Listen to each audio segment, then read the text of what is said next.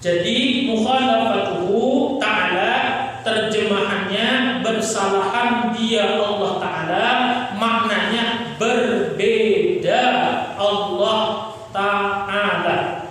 Dengan apa Allah berbeda? Lil hawadith, bagi segala yang baharu. Yang baharu siapa? Makhluk. Siapa makhluk? Masiwallah, apapun selain Allah namanya makhluk. Makhluk ini dikatakan hawadith. Apa itu hawadith? Baharu. Apa maknanya baharu? Asalnya tidak ada lalu menjadi ada.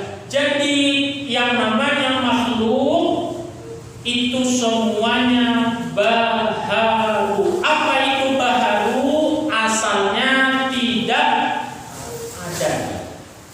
Sesuatu selain Allah pasti asalnya nggak ada, baru kemudian ada. Maka dalam istilah tauhid disebut namanya baharu, atau bahasa Arabnya disebut hawadith. Nah, mukhalafatuhu ta'ala lil hawadith, berbeda Allah dengan segala yang baharu. Artinya berbeda Allah dengan makhluk. Itu harus benar-benar kita yakini, kita pahami sifat yang nomor 4 ini, bahwa Allah itu mustahil sama dengan makhluk. Lawanannya mumatsalatuhu ta'ala lil hawadith. Jadi Allah wajib bersifat mukhalafatuhu ta'ala lil hawadith, artinya berbeda dengan segala yang baharu, dengan makhluk. Mustahil, tidak mungkin, tidak akan bisa diterima dengan akal jika Allah itu mumatsalatuhu ta'ala lil hawadis, bersamaan Allah dengan yang baharu. Yang baharu adalah makhluk. Siapa aja? Manusia termasuk makhluk. Jangankan manusia, malaikat saja termasuk. Karena asalnya malaikat itu nggak ada, lalu jadi ada. Nabi-nabi, rasul-rasul, surga, neraka, apapun selain Allah namanya makhluk. Arti makhluk baharu. Arti baharu asalnya nggak ada, lalu siapa yang tidak punya asal tiada, siapa yang kemudian qadim, siapa yang punya sifat tidak, artinya tidak berawal. Allah, ya kan? Sifat Allah wujud tidak. Arti tidak kemarin tidak berawal. Artinya Allah tidak didahului tiada. Nah, itu harus kita yakini, kita paham. Dari hawadis ini yang menyatakan bahwa mustahil Allah itu sama dengan makhluk. Jadi 7 yang harus kita paham. 1. Nah, walhasil yang pertama dari 7 yang harus kita benar, jangan sampai salah paham. Allah tidak ada bentuknya. Allah mustahil punya bentuk. Itu dulu.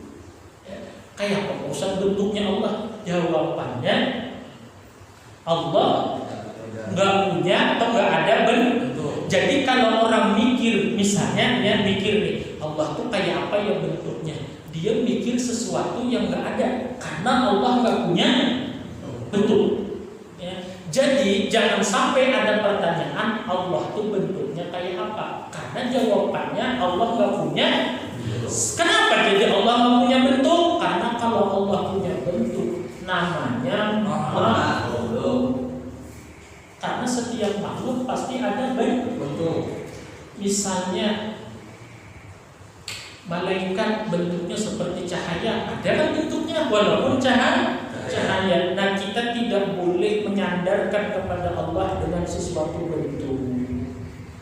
Nah, Imam Ghazali mengatakan apabila orang tidak belajar ilmu tauhid, maka dia akan kecenderungan punya pikiran Allah itu seperti dia. Kalau misalnya manusia, dia akan mikir ya Allah tuh kayak manusia, kayak dia.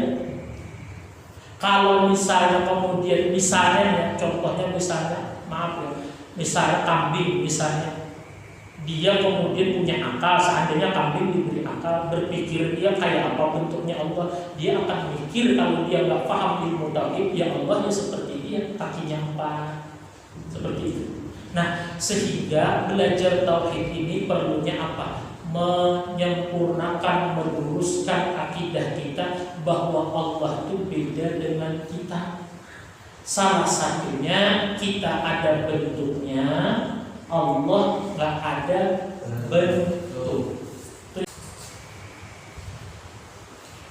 Allah tidak mempunyai jihad arah, muka, belakang, kiri, kanan, atas, bawah seperti kita. Ya. Misalnya saya contohnya, saya karena makhluk maka akhirnya ada bentuk. Ketika saya punya bentuk, maka otomatis saya punya jihad. Jihad itu artinya arah, depan, belakang, kanan, kiri. Allah tidak seperti itu. Jadi Allah itu kemudian depan, arah, kanan, kiri, belakang, atas, bawah nggak ada. Jadi jangan pikir Allah itu kemudian ada depannya, ada belakangnya, ada kanannya, ada kirinya, ada atasnya, ada bawahnya. Enggak. Pokoknya Allah berbeda dengan kita makhluk. Ya. Satu, Allah nggak ada bentuknya. Yang kedua, nggak ada jihad arahnya, artinya nggak ada depan, belakang, kiri, kanannya. Yang ketiga, kemudian agak cepat saja, tidak berada pada jihad yang lain. Misalnya, ini gelas di depan saya atau di belakang saya? Samping. Di gelas depan atau belakang? Samping dan samping depan. Artinya apa? Artinya bahwa gelas ini berada pada jihad orang lain. Ya. Misalnya ini kamera sama saya. Ya. Sayanya sudah punya jihad nih. Artinya saya ada depan kamera. Belum, saya ada depan, saya ada belakang, saya ada kiri, saya kanan. Ini yang nomor 2 tadi, bahwa kita makhluk ini punya jihad, punya arah, dan kita ini pasti berada pada jihad orang lain. Contohnya misalnya saya di depan kamera, sayanya sudah punya depan, belakang, kiri, kanan, dan saya pun berada di depan kamera, artinya berada di arah jihad kamera. Nah, Allah mustahil begitu. Kita saat ini berada di atas bumi.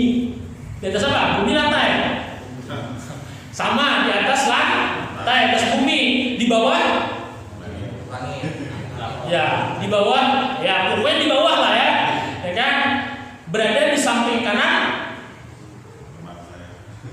samping kiri, artinya dimanapun kita berada pasti ada jihad orang lain. Artinya saya di depan kamera, saya di belakang kamera, di depan mimbar. Di kanan saya ada orang, depan kiri saya ada orang. Berarti itu namanya saya berada pada jihad orang lain. Allah nggak begitu.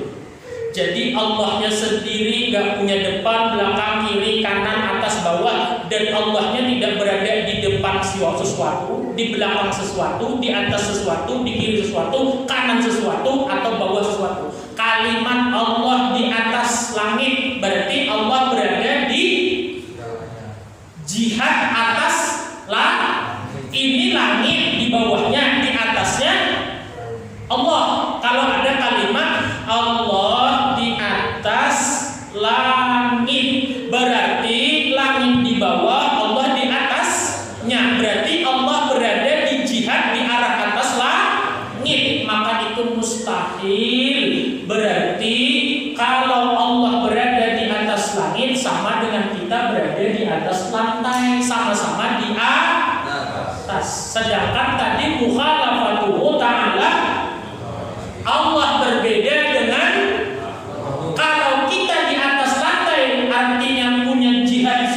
orang lain, Allah nggak mungkin jadi satu. Yang lainnya lagi, Allah tidak diliputi masa siang dan malam. Jadi misalnya kita malam di sini, jangan dipikir Allah kemudian malam, Allah kemudian juga enggak. Allah nggak ada siang, nggak ada malam. Jadi pikiran-pikiran seperti itu harus dibuang. Yang keenam, Allah tidak diliputi dengan gerak dan diam. Kalau nggak bergerak berarti, ya kan? Kita ini kalau nggak bergerak maka diam. Kalau nggak diam berarti bergerak. Allah nggak gitu. Ini Allah lagi ngapain? Ya lagi duduk bergerak, lagi terbang muka, lagi diam kan enggak.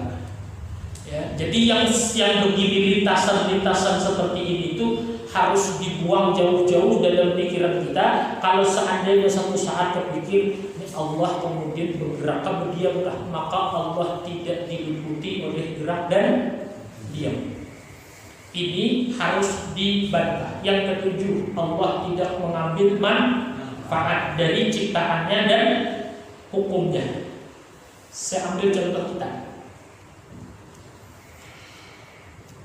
Bikin orang tuh misalnya dia bikin rumah.